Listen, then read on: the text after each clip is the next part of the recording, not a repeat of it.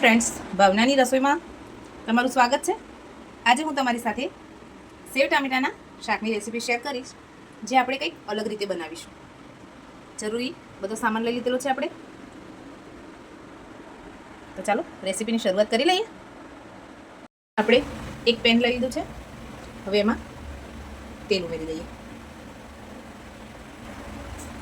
Same જ લાગતું સેવ ટામેટાનું શાક પણ બધા અલગ અલગ રીતે બનાવતા હોય છે। આજે મેં પણ કંઈક અલગ રીતે ટ્રાય કર્યું છે, તો તમારી સાથે શેર કરીશ। તેલ થઈ જાય એટલે આપણે એમાં જીરું ઉમેરી દઈશું। જીરું તતડી ગયું છે, હવે એમાં હિંગ ઉમેરી દઈએ।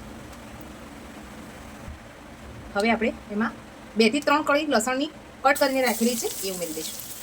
તમે જો આ રીતે ના નાખતા હોય તો એને ખાંડીને પણ યુઝ કરી શકો છો। લસણની કળી આપણી ગોલ્ડન બ્રાઉન કલરની થઈ ગઈ છે। હવે ઝીણા સમારેલા લીલા મરચાં એડ કરી દઈશું।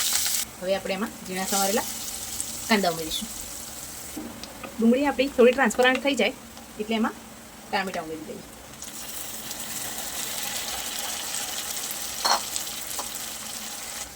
ગેસની ફ્લેમ લો ટુ મીડિયમ કરી ટામેટાને સોફ્ટ થઈ જવા દઈએ।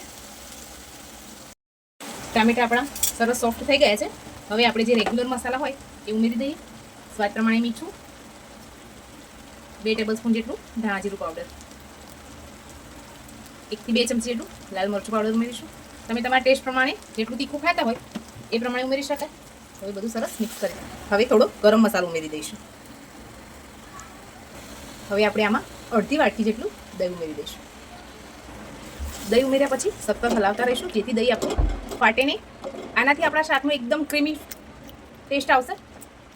એકવાર મારી આ રેસીપી તમે પણ જરૂર ટ્રાય કરજો। રેગ્યુલર બનતા સેવ ટામેટાના શાકને કંઈક અલગ ટેસ્ટ સાથે બનાવીએ। સરસ રીતે મિક્સ કરીશું, સતત હલાવતા રહીશું। શાકને જોતા જ મોઢામાં પાણી આવી જાય એવી શાકની રંગત છે। આ શાકને આપણે થોડું ગ્રેવીવાળું બનાવીશું, એની માટે 1 કપ જેટલું પાણી ઉમેરી દઈશું। શાક આપણું ઉકળવા લાગ્યું છે, હવે એમાં સમારેલા લીલા ધાણા ઉમેરી દઈશું। અહીંયા મેં લીલા ધાણાનું પ્રમાણ વધારે રાખેલું છે, કેમ કે મારા હસબન્ડને લીલા ધાણા બહુ ભાવે છે।